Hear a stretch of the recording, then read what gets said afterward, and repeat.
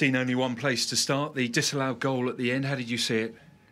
I saw it as a good goal, and still don't understand why it's been chalked off. Jack's gone through, made a really good run, gets a nudge in the back from I think it was Zahar, I think. Puts him off balance, he gets into the box, and KO comes in with a challenge as he's laying the ball off to Henry Lansbury, and he goes down. He doesn't even look like he's looking for the penalty, and Henry slots it, and mayhem ensues. I suppose the officials are only human, but today they've had a poor game. Have you spoken to the referee about it? No, there's no point. I thought we'd had a poor first half. How we ended up with 4 cautions in that game in the first 45 minutes. I think when you got 2,500 or 3,500 Aston Villa fans after 20 minutes questioning some of the decisions, then gives you an idea of the performance. But as I say, they're human, they make mistakes.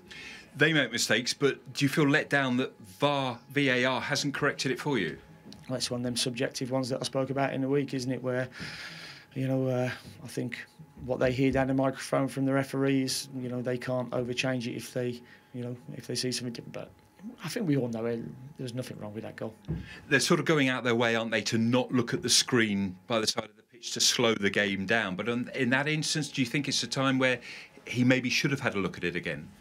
We didn't need to look at the screen. We've got people at Stockwell Park looking at the screen. So, how many screens do we need to look at things? Do you fear that Jack Grealish's reputation may have gone before him there?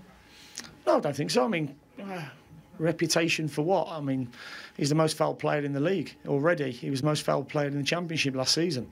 So there's no reputation for Jack Grealish.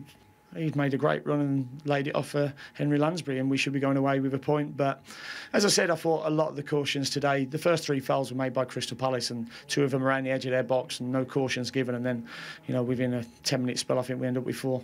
What did you make of your team's performance today?